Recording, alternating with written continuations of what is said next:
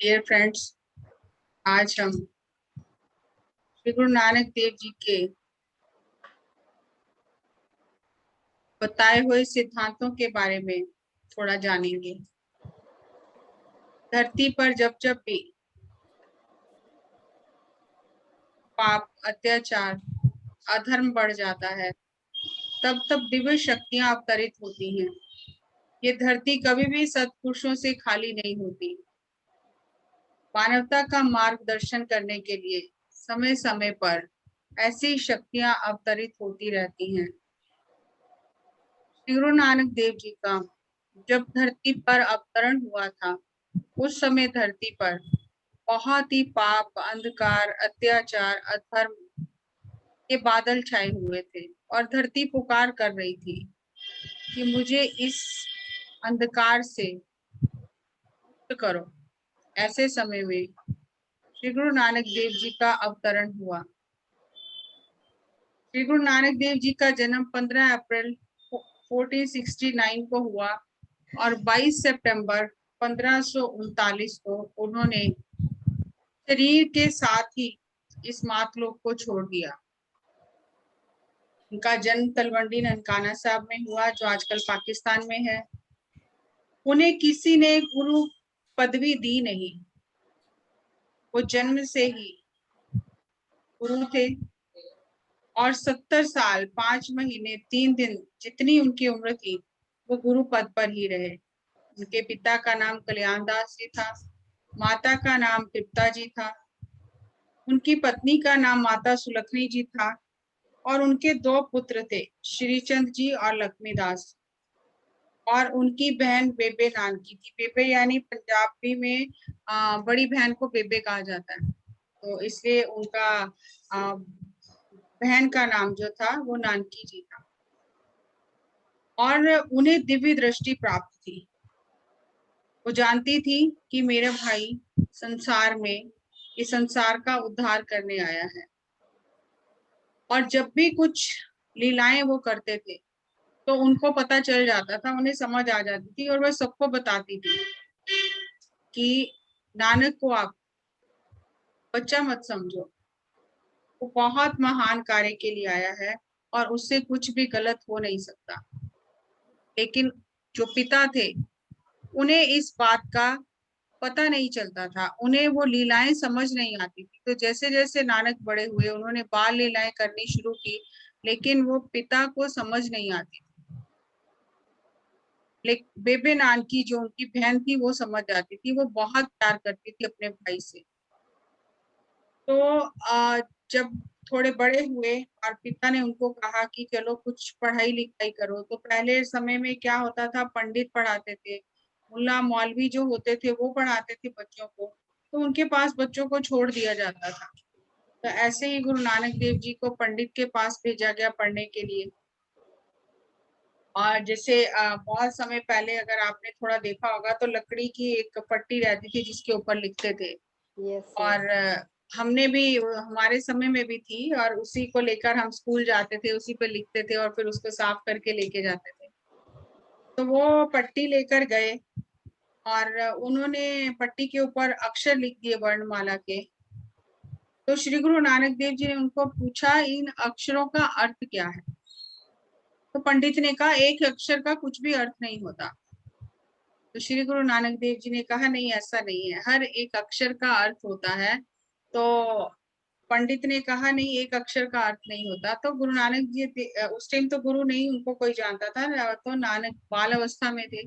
तो उन्होंने पूछा कि इस पढ़ाई से होगा क्या, ये मैं पढ़ूंगा, इस पढ़ाई से होगा क्या? तो पंडित ने बोला, तुम्हें संसार का सब हिसाब किताब करना आएगा। तो उस समय नानक ने कहा कि मुझे वो पढ़ाई चाहिए जो इस भव सागर से, संसार रूपी सागर से पार कर देती है। मुझे ये पढ़ाई नहीं चाहिए जो बंधन में बांध लेती है। ये संसार की पढ़ाई तो बंधन का कारण है, और परमात्मा की पढ़ाई जो है वो बंधनों से मुक्त करने वाली है। तो आज हम बात जो करते हैं स्पिरिचुअल साइंस की, तो ये जब जब धरती पर अवतार आते हैं, कोई संत आते हैं, तो वो यही संदेश बार बार देते हैं कि सबसे जरूरी है स्पिरिचुअल साइंस का पढ़ना। अगर आप स्पिरिचुअल साइंस के स्टूडेंट बन जाते हो तो संसारिक विद्या तो आ ही जाती है, लेकिन केवल अगर आप संसारिक विद्या पर ही सारा समय लगा देते हो तो संसारिक विद्या के साथ आध्यात्मिक विद्या नहीं आती है। तो वो पंडित सुनकर हैरान हो गए इस बात को। उन्होंने कहा सारा संसार तो यही पढ़ता है और तुम कैसी बातें कर रहे हो। तो उस समय गुरु नानक देव जी ने उनको वो जो अक्षर लिख कर दिए थे, एक एक अक्षर का अर्थ करके बताया परमार्थ के हिसाब से, कि एक एक अक्षर हमें क्या मैसेज देता है, क्या संदेश देता है परमात्मा के बारे में। तो सबसे पहला जो अक्षर इक्योंकार उन्होंने लिखा कि वो परमात्मा एक है और वो एक से ही सारी सृष्टि चल रही है। तो इक्योंकार का संदेश दिया कि वो एक है और जिसने उस एक को जान लिया उसने अपनी जीवन यात्रा पूर्ण कर ली। और उस एक को जानने के फिर उन्होंने कई मार्ग बताए हैं कि किसी भी मार्ग से आप जाओ आप उस एक तक पहुंच जाओगे, लेकिन चलना पड़ेगा, बिना चले नहीं पहुंच सकते। हम पोथियों को रट लें, भगवत गीता रट लें, गुरु ग्रंथ साहब को रट लें हम, लेकिन जब तक हम उस मार्ग पर कदम नहीं रखेंगे तब तक कहीं भी नहीं पहुंचेंगे। अब मान लो मैं यहाँ से मुझे कहीं जाना है, पिरामिड देखने इजिप्ट का जाना है, और मैं इजिप्ट का मैप लेकर नक्शा लेकर दिन रात पूजा करती रहूं, उसके सामने बैठ जाऊं, तो क्या मैं कभी पहुंचूंगी? नहीं। मैं नहीं पहुंचूंगी। तो नहीं। उसके लिए मुझे कुछ प्रयास करना है, मुझे धन इकट्ठा करना है उस यात्रा पर जाने के लिए, और मुझे वो सारे साधन इकट्ठे करने हैं जो मुझे उस यात्रा पर लेकर जाएं, और तब मैं घर को छोड़ के उस यात्रा पर जा सकती हूँ। तो हमें इस धरती पर हम आए हैं, हमें महायात्रा पर जाना है, इस धरती को छोड़कर जाना है। यहाँ हम चंद दिनों के मेहमान हैं, तो उसके लिए हम क्या तैयारी कर रहे हैं? हम कहीं जाना होता है, किसी से मार्ग पूछते हैं, और जिसको मार्ग का पता होता है यदि हम उससे मार्ग पूछे कि हमें यहाँ जाना है जहाँ पर तुम होकर आए हो, हमें मार्ग बता दो, कौन सा मार्ग सुगम है, और जब वो मार्ग बता देता है तो मार्ग पूछकर हम घर में आके बैठ जाएं तो भी हम नहीं पहुंचेंगे, हमें उसके बताए मार्ग पर चलना पड़ेगा, तभी हम उस जगह पर पहुंच सकते हैं। तो जितने भी अवतारी पुरुष होते हैं वो हमें ये बताते हैं कि इस मार्ग से जाकर हमने पाया है, तुम भी इस मार्ग पर चलो। तो जब उन्होंने एक एक अक्षर के अर्थ किए तो वो पंडित जो था वो बाल नानक को घर छोड़ आया कि इनको कुछ भी पढ़ाने की जरूरत नहीं है, ये तो संसार को पढ़ाने आए हैं। तो पिता बहुत हैरान हुए कि इतना तो पढ़ाने के लिए भेजा तो पढ़ भी नहीं रहे हैं।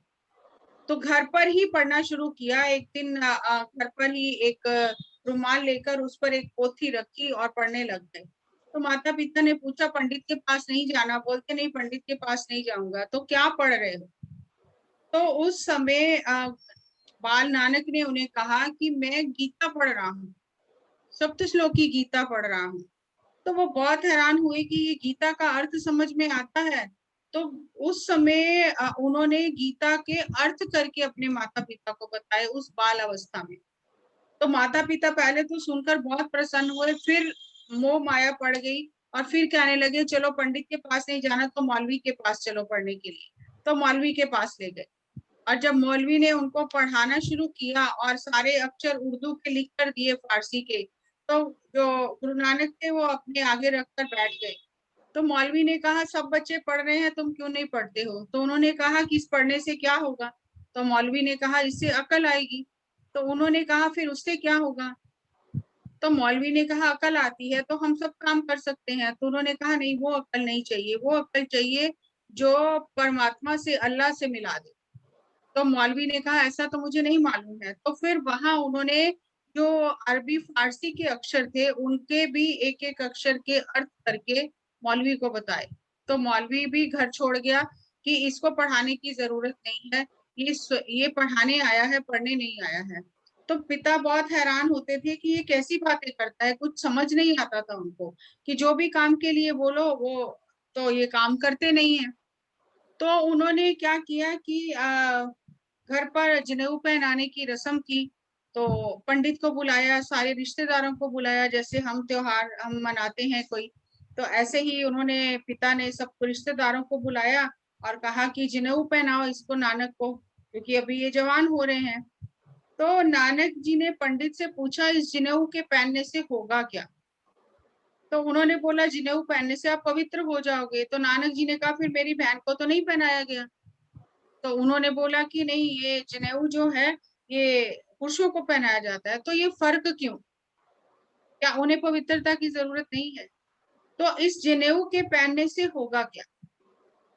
तो उन्होंने पूछा कि ये जनेऊ अगर मान लो टूट जाता है, गल जाता है, तो फिर क्या होगा? तो उन्होंने बोला नया पहना देंगे। तो नानक ने कहा कि जो जनेऊ शरीर के साथ ही नहीं जा सकता, जो शरीर जल जाएगा, जनेऊ भी जल जाएगा, उससे पहले टूट जाएगा, गल जाएगा, अलग हो जाएगा, नया पहनना पड़ेगा। तो जो शरीर के साथ ही नहीं साथ रह सकता, तो वो आत्मा के साथ कैसे जाएगा? मुझे वो जनेऊ चाहिए जो आत्मा के साथ जाता है, जिससे आत्मा पवित्र होती है। तो हर हर एक जो गुरु आते हैं, वो उनका मानवता को संदेश यही होता है कि कर्म कांड में मत उलझो, कर्म कांड में उलझ कर अपना धन और अपना समय मत खराब करो, साधना में जुड़ो। और वो साधना शरीर की नहीं है, आत्मा से साधना करनी है। शरीर तो यही रह जाना है, तो शरीर के साथ जो भी किया वो यही रह जाएगा। अब शरीर को वस्त्र पहना दिए, शरीर के कपड़े बदल लिए, शरीर ने कोई संन्यास ले लिया, तो शरीर ने लिया ना, और शरीर तो यही रह जाना है। लेकिन आत्मा के साथ, जो आत्मा के साथ जाएगा वही आगे हमारे यात्रा में काम आएगा। तो ये बात सुनकर पंडित बहुत हैरान हुआ। तो पंडित ने पूछा उनसे कि हमें तो यही जनेऊ पता है, तुम्हें कोई ऐसा जनेऊ पता है जो आत्मा के साथ जाए? तो वहां पर गुरु नानक देव जी ने अपनी वाणी के माध्यम से उन्हें समझाया कि दया जो है, दया का जनेऊ जो है वो आत्मा के साथ जाता है। तो दया का जनेऊ पहनना चाहिए, जीव जंतुओं पर दया करनी चाहिए। अगर ऐसा जनेऊ है जिसमें अंदर हमारे दया उत्पन्न हो, तो वो जनेऊ पहनाओ। तो इस तरह गुरबानी में बहुत सारे शब्द हैं जो गुरु नानक देव जी ने उच्चारण किए हैं और उपदेश दिया है जगह जगह पर। तो वो कर्म कांड नहीं किए। और फिर उनको पिता ने कहा कि चलो कुछ और नहीं करना है तो जाके ये पैसे ले जाओ, अब तुम बड़े हो गए हो, थोड़ा व्यापार करके आओ और एक जगह से सामान लाओ और दूसरे आके शहर में बेचो, और तुम्हें कुछ आमदनी होगी और मुझे भी अच्छा लगेगा। तो 20 रुपए दिए और गुरु नानक देव जी अपने मित्र बाला को लेकर चले गए। और जाते जाते उनका बचपन से ही ऐसा स्वभाव था कि वो अपने मित्रों के साथ में परमात्मा की बातें करते थे, ईश्वर की बातें करते थे। तो बातें करते करते चले गए और रास्ते में देखा जंगल में एक सिद्ध मंडली बैठी थी।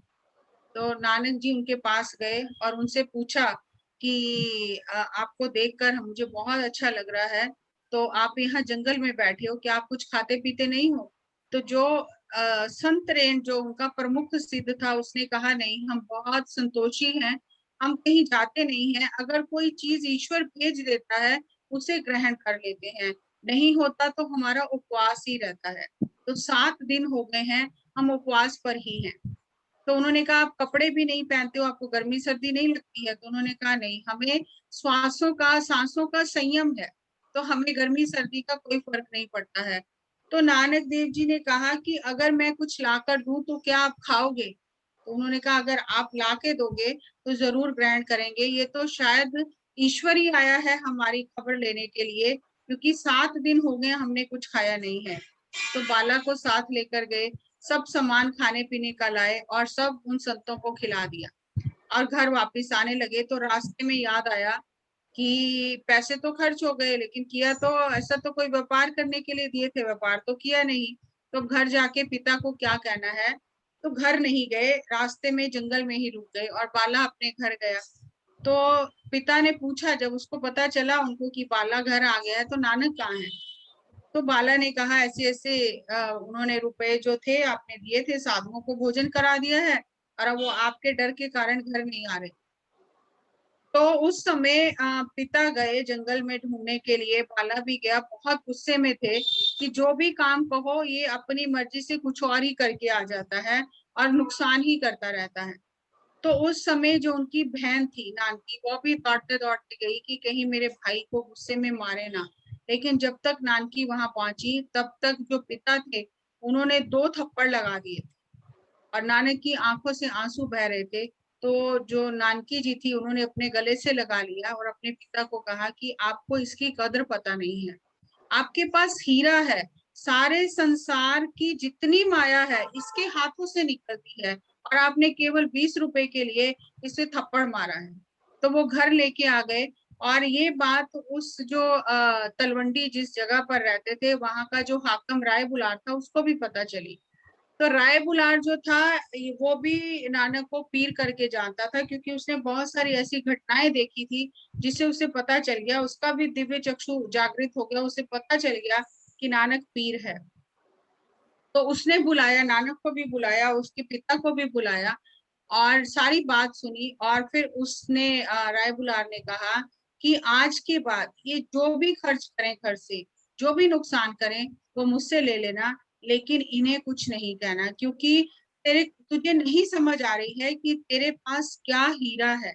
ये केवल तेरे लिए नहीं आया, ये पूरे संसार का कल्याण करने के लिए आया। तो वो जो सच्चा सौदा किया, क्योंकि उनके पिता ने कहा था सच्चा सौदा करना, तो सच्चा सौदा जो किया तो वो आज तक सभी गुरुद्वारों में वो लंगर तब से चल रहा है। तो इतना बढ़ गया और उन्होंने किसी भी चीज से इनकार नहीं किया कि ये नहीं है कि घर बार छोड़ के मैं तो अभी संन्यास ले रहा हूँ, मैं गृहस्थ छोड़ रहा हूँ, मैं घर बार छोड़ रहा हूँ। तो पिता ने कहा कि कुछ और नहीं करना तो किसी की दुकान पर काम ही करो। तो उन्होंने उन्हें, जब उनकी बहन की शादी हो गई वो अपने घर चली गई और पिता को समझ नहीं आती है और ये हर दिन कोई नई लीला करते हैं नानक। तो फिर ये फैसला हुआ कि इसको अपनी बहन के पास ही भेज दें इसकी। तो वहां पर भेज दिया और जो उनके जीजा थे राय, उन्होंने, जयराम जी, उन्होंने उन्हें एक मोदी खाना जिसे कहा जाता है, जिसे आजकल हम किराने की दुकान कहते हैं, वहां पर उन्हें नौकरी पर रखवा दिया और नानक वहां पर नौकरी करने लगे। और जो बाला था वो साथी था, मित्र। और जब नौकरी करते थे और उनकी समाधि लग जाती थी, तेरा तेरा करते रहते थे और जो भी आते थे दुकान पर सामान लेने के लिए तो बिना पैसे लिए सब कुछ लुटा देते थे। और लोगों ने फिर चुगली करनी शुरू की कि नानक तो सारी दुकान लुटा रहा है और बहुत नुकसान हो जाएगा, कोई पैसा देता है तो कोई पूछता नहीं है, कोई नहीं देता है तो भी उन्हें सामान दे देता है और भर भर के देता है, तो ये तो मोदी खाना जो है ये लुट जाएगा। तो जो मोदी खाना दौलत खान का जो मोदी खाना था, तो उसने नानक को कहा कि चलो हिसाब करो, तुम बहुत लुटाया है तुमने मेरा पैसा, चलो बैठकर हिसाब करो। और जब बैठकर हिसाब किया तो नानक जी उनके तरफ पैसे ज्यादा निकले, मतलब मुनाफा हुआ था काम में। तो सबको बहुत हैरानी हुई कि इतना लुटाने के बाद भी मुनाफा कैसे हुआ है। तो उस दौलत खान ने नानक जी से पूछा, मुझे ये नहीं समझ आ रही है, तुम इतना लुटाते हो, मैंने भी देखा है, फिर जब हिसाब किया तो मुनाफा कैसे हो गया। तो नानक जी ने कहा, जब ईश्वर के नाम से हम करते हैं तो ईश्वर अपने आप उसमें एबंडेंस आ जाती है, प्रचुरता आ जाती है, वो चीजें कभी कम नहीं होती, क्योंकि ईश्वर के नाम से जा रहा है तो ईश्वर उसमें प्रचुरता भर देता है। तो ऐसे करके बहुत सारी ऐसी लीलाएं हैं और जितना भी जाने उतना ही कम है, लेकिन हम कुछ कुछ मेन चीजों पर बात करेंगे। और तब पिता कालू ने सोचा कि अगर इसकी शादी कर दी जाए तो शायद जैसे घर में टिक जाएंगे और शादी हो जाएगी तो सब सही हो जाएगा।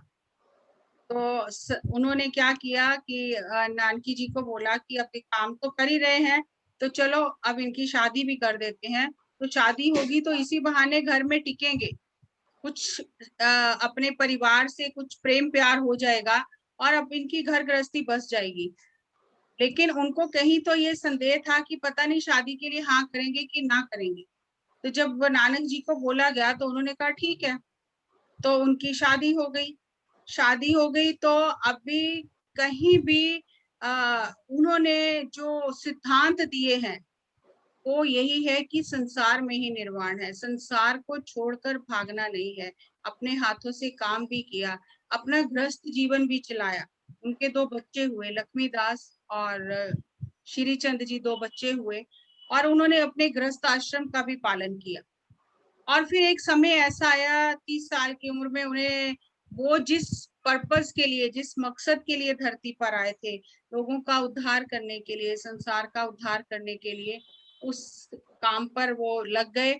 और उन्होंने उस समय अपने साथी बाला को और मर्दाना को साथ में लिया और संसार का उद्धार करने के लिए चल पड़े।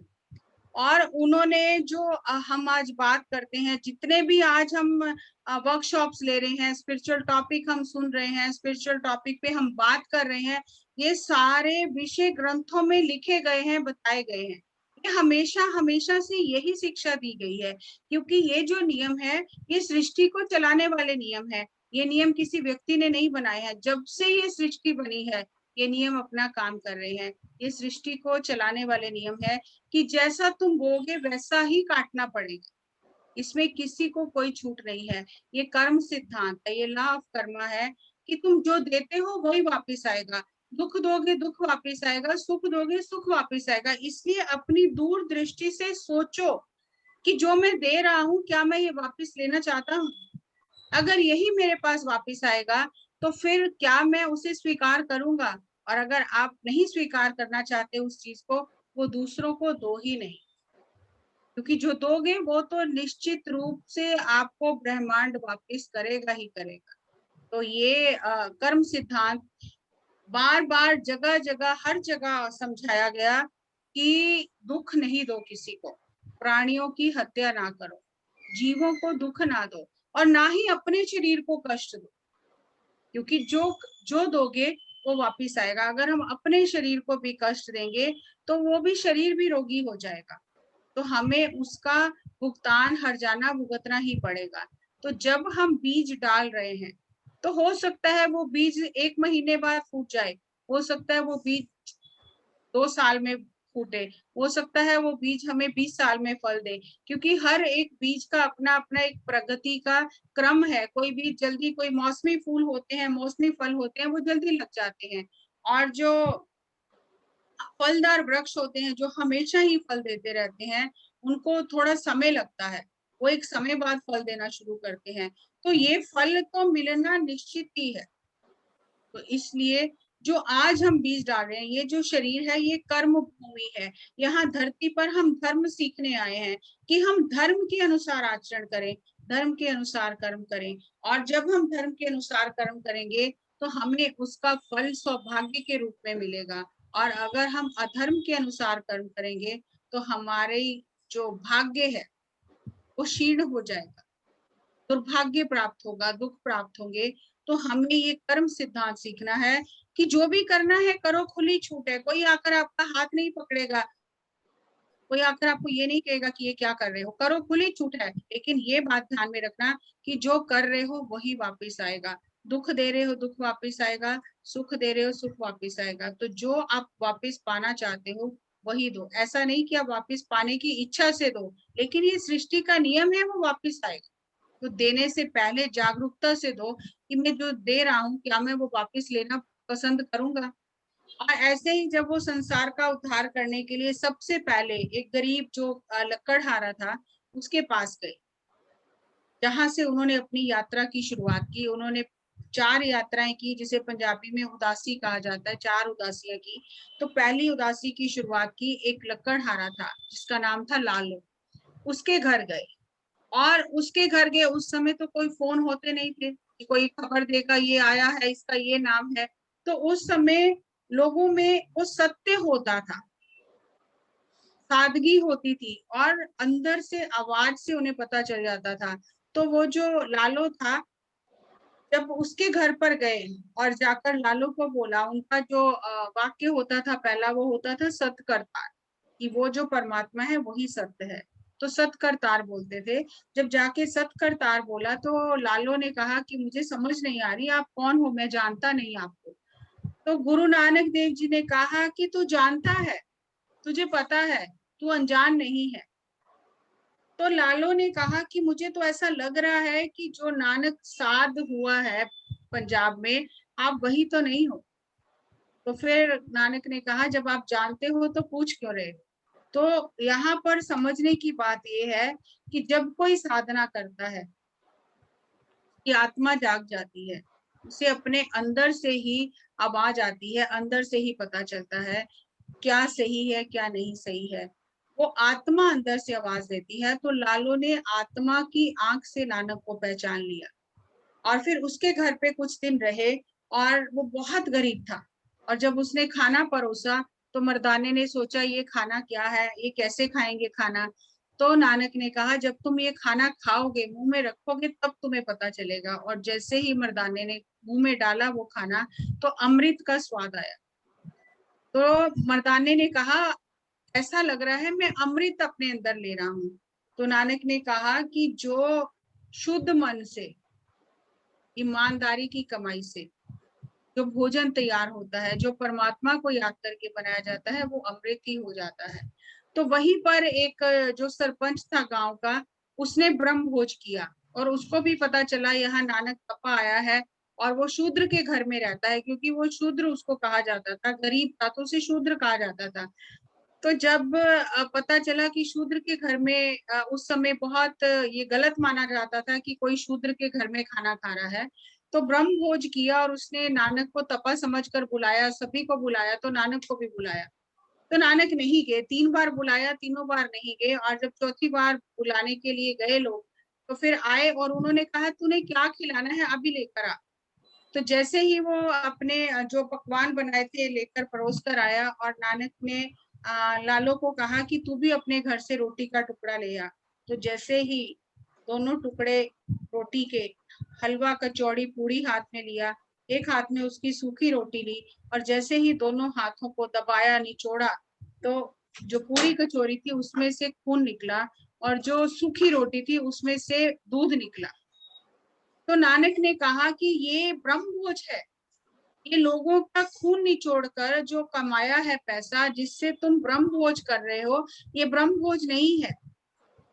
ब्रह्मभोज तो लालो के घर हर दिन होता है, उसे कोई ब्रह्मभोज अलग से करने की जरूरत नहीं, हर दिन होता है। तो यहाँ समझने की बात ये है कि जो हमें संदेश दिया गया है कि हमारी कमाई कैसी है, कमाई का साधन कैसा है।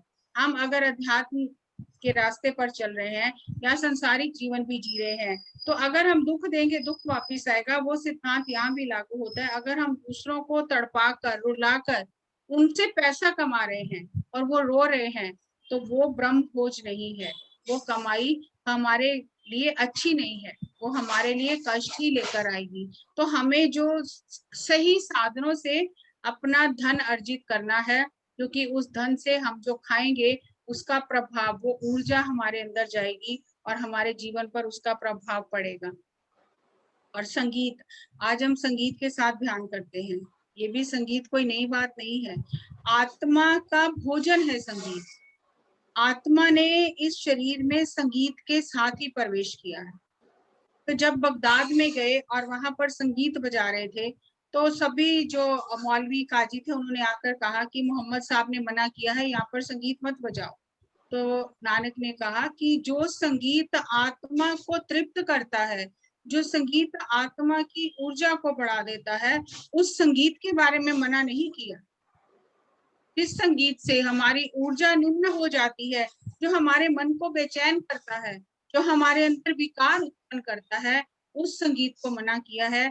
आत्मा को ऊर्जा बढ़ाने वाला जो संगीत है वो मना नहीं किया, वो अध्यात्म में बहुत सहायक है। तो जब मक्के गए तो वहां पर मक्के की तरफ पैर करके लेट गए, तो जो काजी रुकनदीन था उसने कहा कि तुम कौन हो जो मक्के की तरफ पैर करके सोए हो। तो नानक ने कहा मैं बहुत थक गया हूँ, तो आप मेरे पैर हटा के जिस तरफ मक्का नहीं है उस तरफ कर दो। तो जैसे ही नानक के पैर हटाए काजी ने, तो जिधर जिधर वो पैर घुमाता था मक्का भी उसी तरफ घूम जाता था। तो उन्हें पता चला कि नानक एक साधारण व्यक्ति नहीं है, नानक इस जमाने में एक पीर है जो लोगों को राह दिखाने आया है। तो उस समय 1 साल तक नानक मक्का मदीना में रहे, और उस समय इतनी ज्ञान चर्चा काजियों के साथ, मौलवियों के साथ हुई, जो पूरी जन्म साखी जिसमें है उसमें पूरी वो ज्ञान चर्चा लिखी गई है कि उन्होंने इतने प्रश्न किए 1 साल में गुरु नानक से, और गुरु नानक ने उनके उत्तर दिए। क्योंकि गुरु नानक के पास प्रश्न नहीं है, उन्होंने कोई किसी से प्रश्न नहीं किया। हाँ, जो उनसे लोगों ने प्रश्न किए उन्होंने उनके उत्तर दिए। उन्होंने ज्ञान को लेके, आत्मज्ञान, ब्रह्म ज्ञान, सृष्टि क्या है, कैसे सृष्टि बनी है, सृष्टि का मूल क्या है, कैसे ये जीवन जीना है, इस सभी प्रश्नों के उत्तर नानक से लिए। और वो सारे जो प्रश्न उत्तर हैं वो जन्म साखी में लिखे गए हैं, जो आज भी हमारा मार्गदर्शन करते हैं कि एक सच्चे मुसलमान को कैसा होना चाहिए। तो संगीत जो है वो आत्मा का भोजन है, आत्मा की भाषा है। इस धरती पर पेड़ पौधे पशु पक्षी भी संगीत की भाषा को जानते हैं। पूरी प्रकृति में एक संगीत है और वही संगीत हमारे अंदर भी है। जैसे ही हम संगीत के साथ और सांसों के साथ जुड़ते हैं, हम अपनी आत्मा के साथ जुड़ जाते हैं, क्योंकि ये जो संगीत है ये हमारी आत्मा की ऊर्जा को बढ़ा देता है। और जब सिद्धों के पास गए सुमेर पर्वत पर, तो सिद्धों ने बहुत शक्तियां दिखाई, क्योंकि सिद्धों की जो आयु थी, उन्होंने योग से प्राणायाम से अपनी आयु कई कई वर्ष, हजारों वर्ष लंबी कर ली थी। हजारों वर्ष की उनकी आयु थी। और उनके जो सिद्धों के प्रमुख थे गोरखनाथ थे, तो उन सिद्धों ने बहुत वार्तालाप किया, बहुत सारे प्रश्न किए प्राणायाम को लेके, योग को लेके, शक्तियों को लेके। वो भी सारे प्रश्न जो हैं वो गुरु ग्रंथ साहब में भी लिखे गए हैं। और वो प्रश्न जन्म साखी में भी हैं कि योग जिसकी हम आज बात करते हैं, उस योग को लेकर जितने भी प्रश्न उत्तर हैं वो सारे वहां पर लिखे गए हैं और विस्तार से बताए गए हैं। तो जब सिद्धों ने अपनी शक्तियां दिखाई, क्योंकि गुरु नानक उस टाइम बहुत छोटी उम्र के थे, 40 साल के करीब उनकी उम्र थी, लेकिन सिद्धों की तो हजारों साल उम्र थी, उन्होंने योग से अपनी उम्र बढ़ाई थी। तो जब उन्होंने अपनी शक्तियां दिखाई, तो गुरु नानक ने उनको कहा कि शक्तियों का क्या लाभ है, अगर शक्तियां पाकर तुम लोक कल्याण नहीं कर रहे हो, तुम यहाँ आके छुप कर बैठे हो पर्वतों पे, और फिर जब तुम्हें भूख लगती है तो तुम गृहस्थियों के द्वार पर जाकर मांगते हो, लेकिन कुछ भी कल्याण नहीं करते हो। तुम अपनी शक्तियों से उन्हें डराते हो और डर के मारे वो तुम्हें भिक्षा देते हैं। और उस समय जो सिद्ध थे, लोग उनसे बहुत डरते थे, क्योंकि वो श्राप दे देते थे। तो डर के मारे वो तुम्हें जो देते हैं, सेवा करते हैं, तो क्या फायदा इतनी उम्र बढ़ाने का और इतनी शक्तियां प्राप्त करने का, अगर लोक कल्याण नहीं कर रहे हो। तो ये असली सिद्धि नहीं है, असली शक्ति ये नहीं है कि तुम दूसरे को डराओ। असली शक्ति है अपने मन को जीतना है। जिसने अपने मन को जीत लिया, उसने इस जग को जीत लिया। तो असली शक्ति जो है, असली सिद्धि जो है, वो मन को जीतने की है। दूसरों को शक्तियों से डराने में कोई सिद्धि नहीं है। और 3 जो मुख्य जो सिद्धांत दिए, जो आज भी सभी, ये नहीं है कि ये सिखों के सिद्धांत हैं या गुरु नानक सिखों के गुरु हैं, ये हमारी गलत फहमी है। गुरु नानक ने कोई पंथ नहीं चलाया, ये मानवता के सिद्धांत हैं। क्योंकि जब गुरु आते हैं, अवतार आते हैं, वो किसी एक विशेष धर्म से संबंधित नहीं होते, वो समस्त मानवता के लिए होते हैं। लेकिन उनके जाने के बाद उनके नाम से धर्म जुड़ जाता है। तो उन्होंने 3 मुख्य सिद्धांत दिए। नाम जपो, मतलब always remember God throughout the day, meditate on the name of God. कीर्त करो, मतलब हाथ पांव से काम करो। ये नहीं कि मैं संसार छोड़ के हिमालय में चला गया, मैं तो ध्यान कर रहा हूँ, मुझे लोग खाना देंगे तो मैं खाऊंगा, मैं तो दूसरों के ऊपर निर्भर हूँ। नहीं, अपने हाथों से काम करो और फिर जो कमाया है उसे बांट कर खाओ। ये नहीं कि मैं जोड़ते जाऊं और अपने लिए कमाते जाऊं। पहले सबसे पहला काम दिन में मेडिटेट करना है, सबसे पहला काम meditate on the name of God. दूसरा, हाथ पांव से दिन में काम करके मेहनत की कमाई करनी है, और फिर उस मेहनत की कमाई में से जो भी हमने कमाया है उसमें से बांट कर खाना है। तो ये 3 प्रिंसिपल अगर हम अपने जीवन में उतार लें, तो हमारा जीवन जो है वो धन्य हो जाए, हमारी आत्मा की यात्रा जो है वो पूर्ण हो जाए। यानी हमने अपने सबक सीख लिए। इसी 3 सिद्धांतों में पूरा अध्यात्म छिपा हुआ है। नाम जपो, किरत करो, बांट छपो। एक्सेप्टेंस जिसकी हम आज बात करते हैं, तो नानक ने जो सिद्धांत दिया वो यही कहा कि जो भी हो, हर चीज को प्रेम से एक्सेप्ट करो। ये नहीं कि ये मेरे मन के मुताबिक नहीं हुआ तो मैं उससे संघर्ष करूंगी, क्योंकि जो होना है वही हो रहा है और वो सही ही हो रहा है, उससे कोई संघर्ष करने की जरूरत नहीं है। तो हर चीज को जीवन में, दुख सुख मान अपमान जो भी हो रहा है, उन दोनों को एक्सेप्ट करो, क्योंकि दोनों एक ही सिक्के के 2 पहलू हैं। अगर मान मिला है, उसके पीछे अपमान खड़ा है, वो आने ही वाला है। अगर दुख मिला है उसके पीछे सुख खड़ा है, वो भी आने वाला है, तो दोनों को स्वीकार करो। अगर हम संघर्ष करते हैं कि हमें मान तो मिले, अपमान ना मिले, हमें सुख तो मिले, दुख ना मिले, तो ऐसा हो नहीं सकता, क्योंकि दोनों तरह के अनुभव लेने आत्मा इस जगत में आती है, इस संसार में आती है। तो हमें हमेशा स्वीकारता भाव में रहना है कि जो भी हो रहा है हमारी भलाई के लिए हो रहा है, हमारे अच्छे के लिए हो रहा है। ग्रेटिट्यूड, ग्रेटिट्यूड में रहना है, हर बात के लिए ग्रेटिट्यूड। तो हमें मिल रहा है उसके लिए ग्रेटिट्यूड, जो नहीं मिला उसके लिए भी ग्रेटिट्यूड। शायद उसमें मेरी भलाई नहीं थी इसलिए वो मुझे नहीं मिला, तो उसमें भी ईश्वर का धन्यवाद। अपने परिवार के लिए धन्यवाद, अपने मित्रों के लिए धन्यवाद, अपने इतनी सुख सुविधाओं के लिए धन्यवाद। ये पूरी प्रकृति, पूरी सृष्टि धन्यवाद में है। जो संत सिद्ध पुरुष होते हैं वो कहते हैं ये हवा चल रही है, ये भी ईश्वर का धन्यवाद कर रही है, ये पानी बह रहा है, ये भी ईश्वर का धन्यवाद कर रहा है, पशु पक्षी गा रहे हैं, ये भी ईश्वर का धन्यवाद कर रहे हैं। हर पूरी प्रकृति का कण कण ईश्वर का धन्यवाद कर रहा है। लेकिन मनुष्य हमेशा उन चीजों को देखता है जो उसके पास नहीं है, जो है उनकी तरफ बिल्कुल उसका ध्यान नहीं जाता। तो मनुष्य जो है वो धन्यवाद करना सीखता नहीं है, जानता नहीं है। तो ये कहा कि हमें हमेशा धन्यवाद के भाव में रहना है, आभार व्यक्त करना है, कृतज्ञता व्यक्त करनी है, ग्रेटिट्यूड में रहना है। और वही आज हम वर्कशॉप में भी वही चीजें सीख रहे हैं।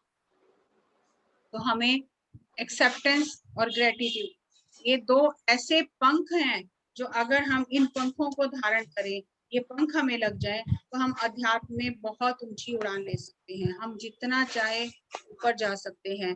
अगर हमारे अंदर स्वीकार्यता नहीं है, कृतज्ञता नहीं है, ग्रेटिट्यूड नहीं है, तो हम इस धरती पर आकर जो सबक सीखने हैं वो नहीं सीख रहे हैं। हम प्रकृति से संघर्ष कर रहे हैं। हमें संघर्ष छोड़कर स्वीकार्यता का मार्ग अपनाना है कि मैं जीवन में किन किन चीजों के लिए ग्रेटफुल हूँ।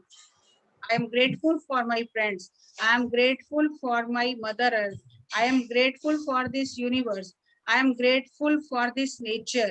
I am grateful for my health. I am grateful for my wealth. कितना कुछ है धन्यवाद देने के लिए, लेकिन हम हमेशा अभाव को देखते हैं। हम अपनी मनोदृष्टि को बदलें, कर्म सिद्धांत को समझें और प्रकृति से संघर्ष करना छोड़ें और एक्सेप्टेंस और ग्रेटिट्यूड में रहें। तो जितना भी जाना चाहे वो कम ही है। इतने बड़े महान गुरुओं के बारे में बताना तो सूर्य को दिया दिखाने के समान है। लेकिन फिर भी मैंने वो सब बातें आपसे शेयर की हैं जो आज भी हम वही बातें सीख रहे हैं जो पहले भी सिखाई जा चुकी है, लेकिन आज सिखाने का ढंग अलग है, आज बात करने की भाषा अलग है, लेकिन सत्य तो वही है। यही सत्य आज पत्री जी भी हमें सिखा रहे हैं। हम इस सत्य को सीखें, आध्यात्मिक विज्ञान को सीखें और अपने जीवन को, अपनी यात्रा को अद्भुत बनाएं। धन्यवाद। Thank you, thank you, thank you ma'am. बड़े अच्छे से आपने बताया हमें कि हमारे जीवन में पहले प्रभात वेला ही हमें स्मरण करना है, प्रभु का धन्यवाद करना है, सबसे पहले ध्यान करना है, मेहनत करनी है और जो हमने अर्जित किया है उसको मिल बांट कर खाना है और ग्रेटिट्यूड। बहुत अच्छा लगा। धन्यवाद जस्सी जी, बहुत अच्छा दीदी, बहुत ही अच्छा। कुछ मिनट सुना बट रियली आज मैं कहीं आई हुई थी तो ये मतलब मासी जी के घर में भी मेडिटेशन बहुत चलता था मेरे ब्रदर की। आपकी आवाज मुझे साफ सुनाई नहीं दे रही है। अंजू जी आवाज कम आ रही है आपकी। ओके, अब आ रही है दीदी? हाँ जी। एक्चुअली मैं आज बाहर आई थी तो मासी जी के घर में, तो इनके जो मेरे कजन थे वो बैंक ऑफिसर में बड़ी अच्छी पोस्ट पे थे, तो बहुत मेडिटेशन करते थे। तो आज मेरे मासी जी मेरे को ये चीज देख के उनको बहुत आश्चर्य हो रहा है कि मेरे घर में देखो मैं किस रूप में आई, तो मेडिटेशन लेके बैठ गई। She is the 86 near about, ये साथ ही बैठे हैं मेरे। अच्छा, नमस्कार जी। नमस्कार, नमस्कार, स्वागत है आपका।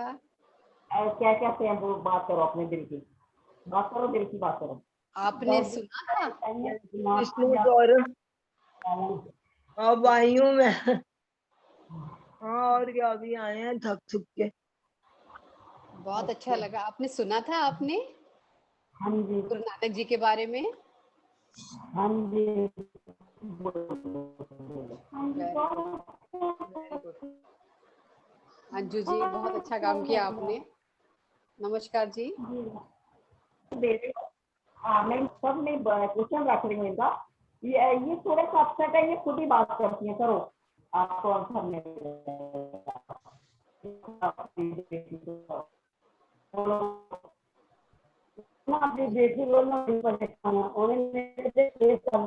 आज साफ नहीं आ रही, क्या बोल रहे हैं सुनाई नहीं इनकी दे रहा। आवाज नहीं आ रही है, आवाज नहीं आ रही है अंजू जी। थैंक यू जस्सी जी, आपने इतना अच्छा करवाया, थैंक यू सो मच। मेरा बेटा ना अक्टूबर में चला गया था भगवान जी के घर। अच्छा 2019 से। तो मेरी बेटी ने उसके बाद ना मेरे पे केस कर दिया प्रॉपर्टी पे। अच्छा। थोड़ी परेशानी रहती और मैं किस कहाँ से करूँ। जस्सी जी ये कह रही हैं कि इन 2019 में इनका बेटा चला गया भगवान के घर और इनकी बेटी ने कोई प्रॉपर्टी के लिए केस कर दिया।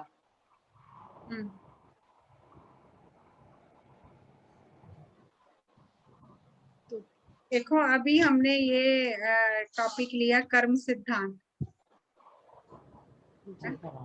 तो कहीं तो इसका बीज है ना कर्मों में, बिल्कुल है ना, इसका बीज हमारे कर्मों में, इसका बीज है जो हमारे सामने आया है।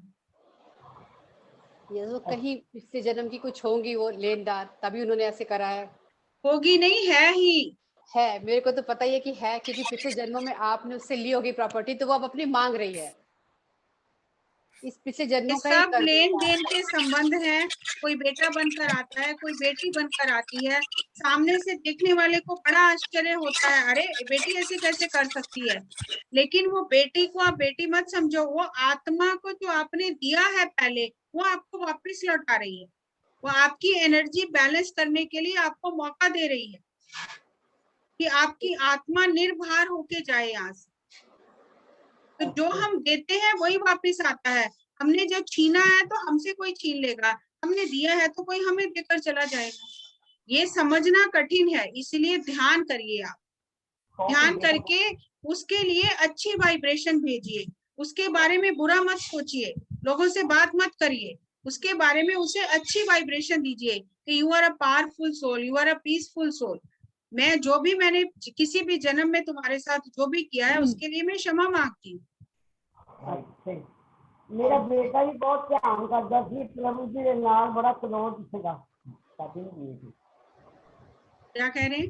मेरी बहन से बहुत क्लोज था इनका बेटा भी, बहुत ध्यान करता था, वो क्लोज भी तो बहुत था बहन से शायद करिए।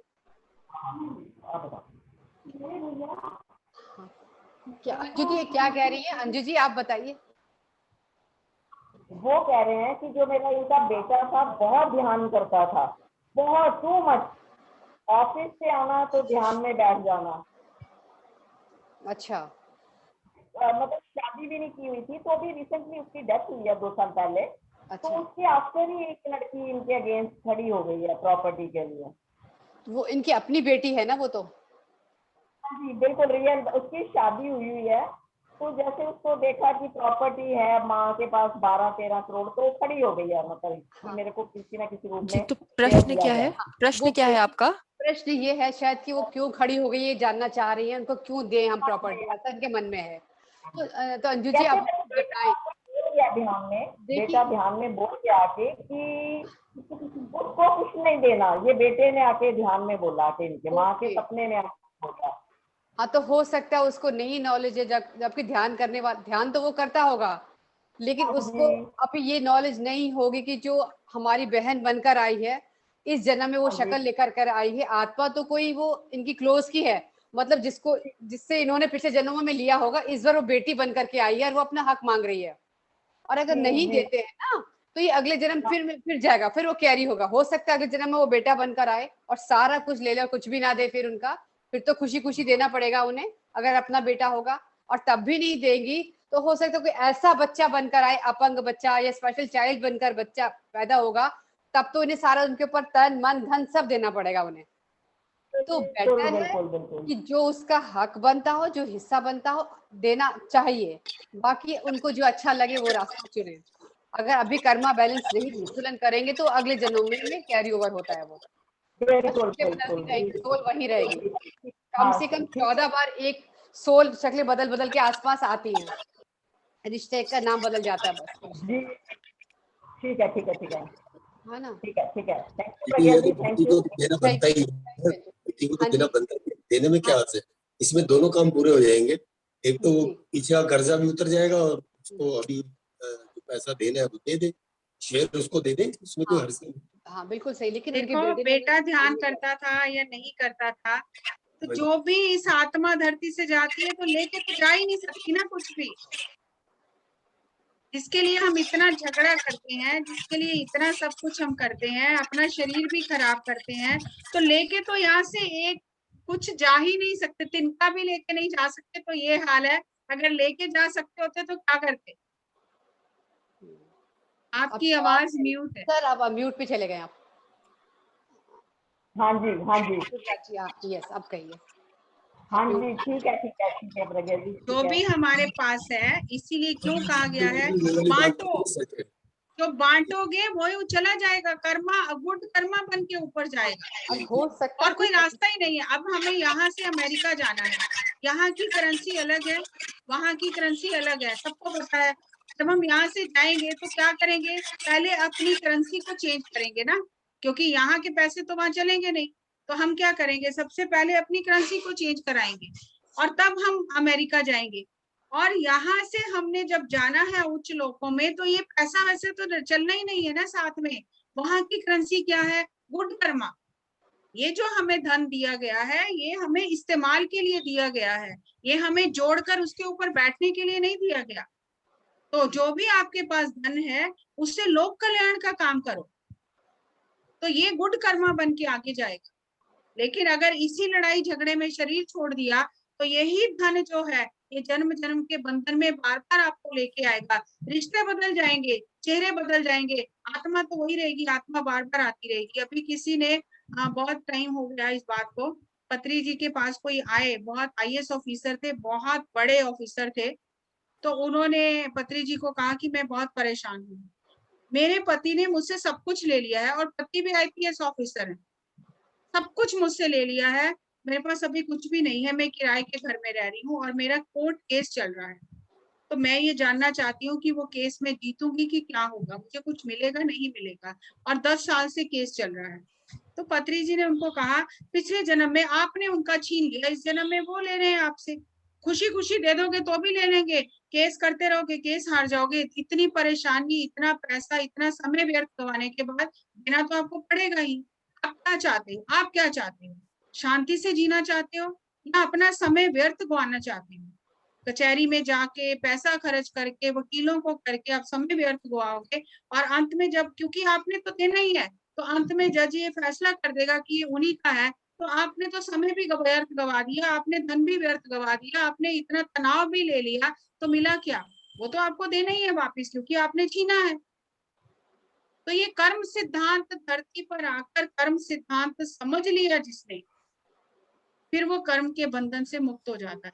और जब तक हम कर्म सिद्धांत नहीं समझते, वही आत्माएं रूप बदल बदल के, रिश्ते बदल बदल के लेने देने में आती ही रहती है। अब ये हमें फैसला करना है, कोई नहीं आपको फैसला करके बता सकता कि क्या करना चाहिए। आपको फैसला करना है, आपको क्या करना है। इस कर्म सिद्धांत के चक्कर को समझकर इसे यहाँ पर तोड़कर जाना है, या फिर अगले जन्म में फिर कुछ सीखने के लिए वापस उन्हीं के साथ आना है।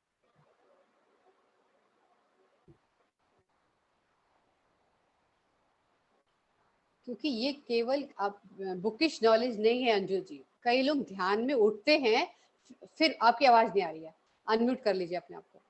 तो उठने के बाद वो बताते हैं कि मैंने ध्यान में पास्ट लाइफ देखी और मैंने देखा कि मैंने इनका सारा धन लिया था, इस करके इस बार उसने मेरे से सारा धन वापस छीन लिया, किसी भी बहाने से, चाहे छल करके, चाहे मुझे खुशी से देना पड़ रहा है। जैसे पत्नी कहती ना कई बार कि हाँ, कि मतलब मैं नहीं चाहती पर मेरे पति चुपचाप सब दिए जा रहे हैं, अपने मायके वालों को, अपने भाई वालों को, बहनों को दिए जा रहे हैं, जबकि मैं नहीं चाहती और हमें नहीं देते, हमें पैसे पैसे को तरसा रहे हैं। तो वो लोग जब ध्यान में खुद जाकर ध्यान में देखते हैं, वो बताते, तब तो हमें करना पड़ता है विश्वास, है ना मैम। अभी एक रजनी जी हैंड रेस कर रही हैं, वो कुछ बताना चाहती हैं। यस रजनी जी, अनम्यूट करें अपने आप को। हाँ जी, बिल्कुल ठीक आप बोल रहे हो। ऐसा ही मेरे को भी पिछला जन्म दिखा था, लेने देने के संबंध पता चले थे और मैंने फिर वो हैप्पीली किया। जो चीजें मैं बहुत सोचती थी कि नहीं करनी चाहिए, जैसे इन रूढ़िवादियों के चक्कर में, तो ये तो बिल्कुल आप सही कह रही हैं। ये मैं इससे गुजर चुकी हूँ। और Yes, अगर आप ध्यान में बैठोगे ना एक बारी अच्छे से, तो सबको हर जवाब क्वेश्चन का मिल जाता है अंदर से। थैंक यू रजनी जी। अंजू जी, ये इनको प्रैक्टिकल देखा है, इनके साथ ऐसे हुआ है कि इन्हें कुछ नहीं मिला, 1 रुपया भी नहीं मिला। जब इसने खुद जाकर देखा कि पिछले जन्म में इन्होंने, इनके जो भाई जन्म में छोटे हैं, पिछले जन्म में बड़े भाई थे, और तब उन्होंने सारा धन अकेले उन्होंने यूज करा उस धन को। हाँ जी। पूरा इन्होंने देखा, पूरा पता नहीं मुझे बताना चाहिए लाइफ की नहीं, अगर शायद बताना होता तो ये खुद बता देती। तब उन्होंने वहां जाकर देखा कि इनके जो पति इस जन्म में छोटे, पिछले जन्म में बड़े भाई थी, सारी प्रॉपर्टी इनको इनके पिता ने दे दी थी। तो बाकी भाई बहन जो इस जन्म में अभी भी हैं, वो बड़े बनकर के आए, इस जन्म में ये भाई छोटे बनकर आए, उन्होंने सारी प्रॉपर्टी रखी और इन्हें कुछ नहीं दिया। जब इन्होंने देखा तो इन्हें सबर पड़ गया कि नहीं, ये मेरे कर्म बैलेंस हुए हैं, संतुलन किया है मैंने में, तो अब ये शांत हुई। वरना ये भी बहुत परेशान थी, डिप्रेशन में थी। जब खुद देखा तब इन्हें विश्वास करना पड़ा। अभी मैंने बहुत शॉर्ट करके बताई है ये स्टोरी पूरी इनकी आपको। थैंक यू जी, थैंक यू। आप अंजू जी, आप अनम्यूट करिए, तब आप बता पाएंगे। यस, जो आपने मतलब बोला है ठीक है, ये ध्यान करेंगे, अब इनको आंसर अपने आप ही आएंगे। तो यस, बिल्कुल बिल्कुल, जो उन्हें अच्छा लगे, बाकी जो उनका दिल माने वही करें। जी जी जी जी, thank you Pragya ji, thank you thank you. Thank you Anju ji, आपको इसी बहाने देख लिया, नजर नहीं आई थी ना, अब तो मैं आपको ढूंढ रही थी। ओह, आज थोड़ा टाइम लग गया। मैं तो इन्होंने ही बोला कि नहीं तो ऑन कर, मेरे को खुद सुनती हूँ मैं, तो फिर आखिर मैंने पता खाना खा के ऑन किया, तो अच्छा लगा। जब चल रहा था तो अच्छा लगा फटाफट। Thank you Anju ji. Thank you thank ये यू। कोई और कुछ पूछना चाहता है, कोई क्वेश्चन मैम के साथ, जैसी मैम से? धन्यवाद करना चाहता हूँ, उन्होंने काफी कम समय में इतनी सारी बातें बताई गुरु नानक देव जी के बारे में। आपका बहुत धन्यवाद। Thank you Yuvraj ji, thank you. Yes, कोई और कुछ वंडरफुल सेशन मैम, क्वेश्चन है? वंडरफुल सेशन, बहुत अच्छा लगा सुन के गुरु नानक जी के बारे में। Thank you so much ma'am. मैं वीडियो में नहीं हूँ क्योंकि इधर ज्यादा लाइट नहीं से भी, इसलिए काली आवाज में आकाशवाणी की तरह बोल है नाम। वो भी अच्छी लग रही है, आकाशवाणी भी हमें अच्छी लग रही है। ये कोई और कुछ पूछना चाहता है? Thank you so. हाँ, thank you Prabhavati ji, thank you. हाँ जी, थैंक यू प्रज्ञा जी। अब मैं जसी मैम का धन्यवाद देना चाहूंगी। जसी मैम है क्या? हाँ जी, हाँ जी, हाँ जी, नमस्कार जी। जसी मैम, नमस्कार। बहुत बहुत धन्यवाद आपका। बहुत ही आपने शॉर्ट में, मतलब पता तो होता है कुछ बातें पर, लेकिन रिवाइज हो जाती है ना, तो बहुत ही अच्छा लगता है। तो आपने सारा उनकी जीवनी को बहुत ही अच्छी तरह एक्सप्लेन भी करा, बताया भी, तो बहुत ही अच्छा लगा। आपका बहुत बहुत बहुत दिल से धन्यवाद आपका। और आप आते रहिए हमारे साथ में जागृति मंच पर, ताकि हम और भी ज्ञान आपकी मैंने कई सारी वीडियोस और वो देखती रहती हूँ, बहुत इंस्पिरेशन मिलती है, बहुत अच्छी है। तो बहुत अच्छा लगा आपको देख के, और भी अच्छा लग रहा है हमारे ग्रुप में आप आए। थैंक यू जी, thank you ma'am. Vandana Goyal ji का hand raise. Yes Vandana ji. नमस्ते मैम। नमस्ते जी मैम, बहुत ही अच्छा लगा आज आपको सुन के। मेरे से तो मतलब ऐसे लग रहा है पता नहीं क्या ही सुन लिया मैंने। फर्स्ट टाइम सुना नानक जी के बारे में, तो मेरे को तो बहुत ज्यादा अच्छा लगा। थैंक यू आपका, बहुत बहुत थैंक यू। जी, थैंक यू मैम बहुत अच्छा लगा। अंजू श्रॉफ जी का भी hand raise. Vandana ji, thank you. Thank you Vandana ji. Anju Shroff ji का भी हैंड रेज था मैम। एक क्वेश्चन है मैम। हाँ जी। हम लोगों को नाम दिया गया था, फिर हम लोग ये मेडिटेशन पे आ गए, फिर वो नाम जपना, इस ग्रुप में नाम जपना के लिए ये करते हैं ना कि नहीं आप वेस्ट मत करो टाइम, सिमरन के आए थे, सिर्फ ध्यान सिर्फ करते जाओ, सिमरन का नहीं एंकरेज करते हैं ना ये ग्रुप में। हाँ जी। पर हम लोगों का नाम पहले से लिया हुआ है। आपने बताया ना कि नाम सिमरन, जो सिमरन का जो हमको नाम दिया जाता है, तो फिर हम लोग कैसे बैलेंस करें? देखो, बहुत सारे मार्ग हैं जिन मार्गों पर चलकर हम पहुंच सकते हैं उस एक तक। क्या सिमरन में हम उस अवस्था को प्राप्त कर रहे हैं, नो माइंड स्टेट में जा रहे हैं, या यहाँ हम सिमरन कर रहे हैं और मन हमारा 10 दिशाओं में भाग रहा है? बताइए। वो तो है, लेकिन क्या हम जस्टिस कर रहे हैं? सिमरन का नहीं करते क्या हैं, सिर्फ हम ध्यान सिमरन, पे। मैं आपसे पूछ रही हूँ, क्या जो सिमरन का विधि विधान बताया गया है, क्या हम वो वैसे कर रहे हैं कि हम तो फटाफट से काम कर रहे हैं कि ये भी काम खत्म हो फिर दूसरा काम करें? Correct ma'am. ये ध्यान क्या है? ये आपकी चारों तरफ बिखरी हुई ऊर्जा को एक जगह लेकर आता है। आपकी आवाज नहीं आ रही है, आप म्यूट हो।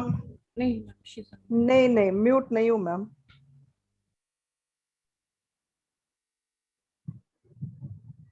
जस्सी जी, एक बात याद दिलाना चाहती हूँ कि जो नाम जपते हैं, क्या बोलते हैं, नाम जपो एक यज्ञ, कोटि यज्ञ एक महायज्ञ, अश्वमेघ, एक अश्वमेघ यज्ञ, कोटि अश्वमेघ यज्ञ एक ध्यान।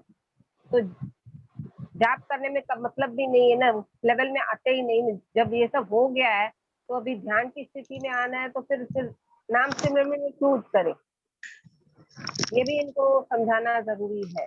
जब आप गहराई से एक चीज को पकड़कर उसके ऊपर बिना किसी संदेह के काम करोगे, क्योंकि ये विज्ञान है, ये कोई ऐसा नहीं है कि मैं कह रही हूँ, प्रज्ञा जी कह रही है तो आप मान लो, ये एक विज्ञान है। जब आप इसको अपने जीवन में अपना के अनुभव करोगे तो वो छूट जाएगा, छोड़ना भी नहीं पड़ेगा, ऑटोमेटिक छूट जाता है, वो ऑटोमेटिक छूट जाएगा। जब तक आप ना इसमें गहरे उतरे हो ना उसमें गहरे उतरे हो, तब तक ये संदेह की स्थिति है। जब आप उतर गए गहरे तो वो अपने आप ही छूट जाएगा। हेलो आपको मैम, फिर मैं भी किसी कुछ से कहना चाह पूछने रही की हूँ। भी जरूरत नहीं है कि मैं ठीक कर रही हूँ कि गलत कर रही हूँ। अब ऐसे भी लोग हैं, माला करते करते उनका ऐसा ध्यान लग जाता है, माला गिर जाती है, छूट जाते हैं, तो समझ आ जाती है कि अब ये हो गया, अब हमें आगे बढ़ना है। अब हम 10th क्लास से जब 11th में जाते हैं तो 10th की किताबें साथ लेके थोड़ी जाते हैं 11th क्लास में। आप कहो जी नहीं नहीं ये तो मैं बिल्कुल नहीं छोड़ूंगी, और 12th की किताबें फिर हम ग्रेजुएशन करने जाते हैं तो कॉलेज लेके नहीं जाते ना। एक एक सीढ़ी आत्मा आगे चढ़ रही है। ये पूजा पाठ धर्म कर्म सब करते करते आखिरी जन्मों में आत्मा को ध्यान मिलता है। ये ध्यान को छोटा मत समझो आप, आखिरी जन्मों में आके आत्मा को ध्यान मिलता है। और उसमें भी कितना समय इस कंफ्यूजन में निकल जाता है कि मैं ठीक कर रही हूँ कि गलत कर रही हूँ। ठीक करती हूँ, करेक्ट। पर लेकिन हम लोग गलत तो नहीं करते हैं ना, जब हम पूरा ध्यान पे बैठते हैं, या कभी कभी हम लोग काम करते करते सिर्फ वो सिमरन करें तो पहली बात तो ये, सिमरन का वो विधि विधान ही नहीं है कि आप काम करते करते सिमरन करो। अच्छा, सिमरन करने का एक विधि विधान है, जैसे ध्यान करने का विधि विधान है। आप हाथों को क्रॉस करो, पैरों को क्रॉस करो, आंखें बंद करो, चश्मा उतारो, अपनी एनर्जी को बाहर की दुनिया से हटाकर अंदर लेके जाओ। हम कैसा सिमरन करते हैं, हम पाठ पूजा कैसे करते हैं? टीवी पे चला लिए चैनल, पाठ आ रहा है, चाहे वो गोल्डन टेम्पल से, हरि मंदिर से आ रहा है, चाहे वो आस्था चैनल पे कहीं से भी आ रहा है, किसी मंदिर से आ रहा है, हम सब्जी काट रहे हैं, हम चाय पी रहे हैं, हमारा पाठ चल रहा है, तो हमारा तो पाठ हो गया। हेलो मैम, मैं भी कहना चाहती हूँ कि ना, जैसे हम पाठ करते थे ना, तो हमें अब जब से इधर ध्यान लगा है ना, तो हम यही चाहते हैं कि हम ध्यान में ज्यादा बैठे, क्योंकि उसी प्रभु ने हमें ध्यान की ओर बढ़ाया है। हमें तो पता भी नहीं था, हमें इस तरफ उसी ने लगाया कि अब ये छोड़ के तुम इस वाली पोजीशन में आओ। हमें इसीलिए जब तक आपको अपने अंदर से इसका उत्तर नहीं मिलेगा, तब तक ये थोड़ा समय ये स्थिति रहेगी। जिस दिन आपको अंदर से उत्तर मिल गया तो आप खुद ही अपने आप पर हंसोगे, क्योंकि भगवान ने कहा है कि आत्मा के अंदर ही सब कुछ है, तुम मुझे वहां देखो। मेरा पहले नाम जप देता है, पहले पूजा पाठ देता है, फिर आत्मा की ओर भेजता है। ये हमारा अब टाइम आ गया कि हमें अब अपने उसके दर्शन अपने अंदर करने हैं। बहुत अच्छे से समझ गए नीरू जी आप इसको।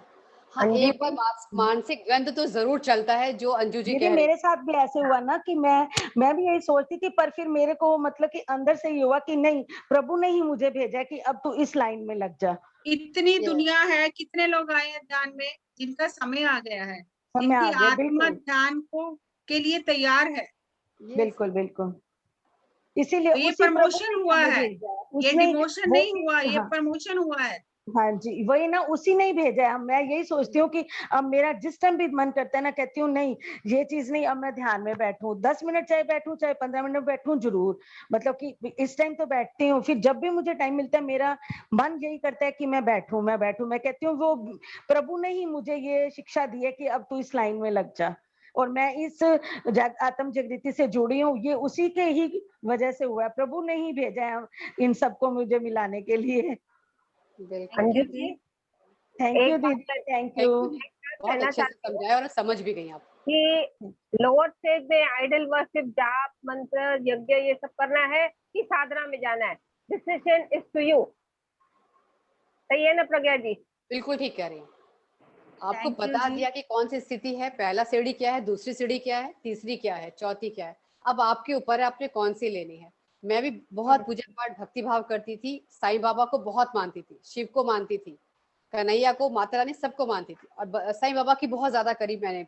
मुझे ध्यान की तरफ लाने वाले मेरे साईं बाबा ही थे। वो मुझे बाय बाय करते थे कि चल आगे चल बेटा, तेरा हो गया यहाँ का कोटा पूरा। और शुरू में मैंने भी नहीं छोड़ा, मैं भी कहती थी ये क्या हो रहा है, मुझे दोनों हाथों में लड्डू चाहिए था। गंगा जी में तैरना भी चाहती थी और चेन भी नहीं छोड़ना चाहती थी। फिर जब वो मैंने चेन छोड़ी तब मैं अच्छे से तैर पाई यहाँ पर। तो ये आपके मन की सोच है कि मैं जाप सिमरन करूं। जब आप इसको परिपूर्णता से, इच्छा से छोड़ेंगे तो आगे आपकी यात्रा अच्छी तरह और फास्ट अच्छी तरह बढ़ेगी।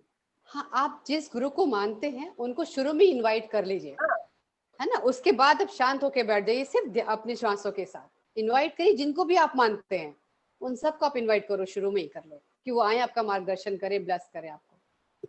फिर आप अंदर जाओ, अपने अंदर उतरो, फिर आपको अपने अंदर ही वो नजर आएगा।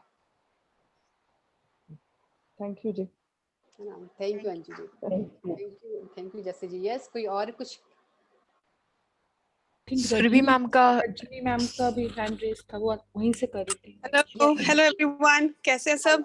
बस बढ़िया सुरभि, वेलकम। इंदु मैम, आपका तो सच्ची आपने तो मेरे को किचन में खाना बनाते बनाते इतनी अच्छी वाइब्स डाली है ना कि बस blessing. Thank you so much. मेरी पूरी किचन इस वक्त फैली पड़ी है, it's like working hours for me. हमें दिख भी नहीं रही, कोई बात नहीं, हमारा भी ऐसे ही होता है अब। बट मेरा आपसे ये क्वेश्चन है कि जैसे अभी प्रज्ञा मैम ने बोला कि उनको साईं लेकर आए, मुझे मेरे कृष्णा लेकर आए। तो अब जैसे मैं पूजा करती हूँ, अब रूटीन तो बना है ना, जो रोज जलाती हूँ, तो मेरे मुंह से ये निकलना बहुत मुश्किल होता है कि सभी देवी देवताओं को प्रणाम, जैसे मैं पहले कहती थी। अब मेरे मुंह से ये निकलता है मेरे सारे ग्रेट मास्टर्स को मेरा प्रणाम। तो ये चेंज क्या ठीक है? मुझे लगता है ये ठीक है, आपकी क्या ख्याल? सही बोल रही है आपको जवाब, आपका जवाब आपके पास ही है। आपके अंदर से ही आया, उसी की सुनो। आपको मास्टर्स ने आपकी अंतरात्मा के जरिए बुलवाया, एक्सेप्ट करो उसको। और मुझे, मैं अभी परी मैम के साथ टीचर्स ट्रेनिंग ले रही हूँ और मुझे किसी ने बोला कि तुम्हारे लिए रास्ता ठीक है या नहीं, तुम खुद सोचो। और मुझे, आप मानेंगे नहीं, कल रात को मुझे सपना आया, मैं उसे विजन नहीं कहूंगी, सपने में मैं डागर सर के सेशंस कर रही हूँ, उनकी हेल्पर बनी हुई हूँ। अब मुझे लगता है कि मैं उससे ज्यादा मुझे क्लियर साइन नहीं मिला मेरा पास। आपका क्या सोच है? ये भी ठीक है? ओके। मुझे ना बहुत डाउट हो रहा था कि मैं ये करना चाहिए, मुझे या नहीं करना चाहिए, क्योंकि मैं ऑलरेडी टीचर्स ट्रेनिंग में आ गई हूँ। बट मुझे ना आपकी क्लैपिंग से वो ब्लेसिंग मिल गई है, एक स्टैंप लग गया जैसे। Thank you so much. अध्यात्म में सबसे जरूरी बात क्या है? स्वयं पर भरोसा करना। हमें दूसरों पर भरोसा होता है, स्वयं पर नहीं होता। हमें अपने आप को एम्पावर करना है। जो आ रहा है अंदर से, पहले कभी आया नहीं आया ना, तो कोई तो अंदर है जो बता रहा है। हमारा जब जीपीएस ऑन हो जाता है ना, तो बस फिर रास्ते अपने आप दिखाई देने लग जाते हैं। तो ये जीपीएस ऑन करना है अपना। अब जब जीपीएस ऑन हो गया तो चले जाएंगे, जहाँ पहुंचना होगा पहुंच जाएंगे। बस विश्वास, क्योंकि कल सुबह जब मैं उठी तो मैं बहुत डाउट कर रही थी कि मुझ में ऐसा क्या खास है कि कोई मेरी सुनेगा, इतने बड़े बड़े मास्टर्स हैं, कोई मेरी बात क्यों सुनेगा। और इस सेल्फ डाउट से जब मैं एक ग्रुप है हम लोगों का जहाँ पे सारे टीचर्स ट्रेनिंग कर रहे हैं और वेणु सर बॉम्बे के मास्टर हैं आई बिलीव, वो हमारा सेशन कंडक्ट करते हैं हमें ट्रेन करने के लिए। तो वहां पे मैं किसी और को एम्पावर कर रही थी और मैं उससे कह रही थी देखो जब मैंने बिजनेस शुरू किया था तो मुझे भी लगता था कि बिजनेस नहीं चलेगा, आज ऊपर वाले की दया से कुछ मेरी मेहनत से भी आई एम सक्सेसफुल। तो आपको भी, और अपेरेंटली वो भी सेम प्रोफेशन में थी वो लेडी, कहाँ मैं अमेरिका में, कहाँ वो बॉम्बे में, कहाँ हमारे तार जुड़ गए। और she understood what I was talking on a professional level. उसको समझ में आया कि मैं क्या समझाने की कोशिश कर रही हूँ, क्योंकि वो भी सक्सेसफुल है आज और वो भी कर रही है काफी सालों से सेम प्रोफेशन में। तो मैं उसे यही कह रही थी कि यू नो लाइफ में जब चेंज आता है तो उसे एक्सेप्ट करो। तो आपका thank you so much, I just don't have words, thank you so much, gratitude ma'am, thank you Pragya ma'am, thank you Leena ma'am, thank you wonderful sharing. ठीक है प्रज्ञा मैम, समय हो गया। ठीक है जैसे मैम आपने बहुत टाइम दिया हमें, बहुतों के क्वेश्चंस भी धन्यवाद ma'am. Thank you ma'am, thank you Jassi ma'am. Thank you Thank जी, you, आपका ma'am. भी बहुत बहुत धन्यवाद। Thank you ma'am, Thank you, ma'am. Thank Thank you. Thank you ma'am. Thank you जी, थैंक यू। Yes friends,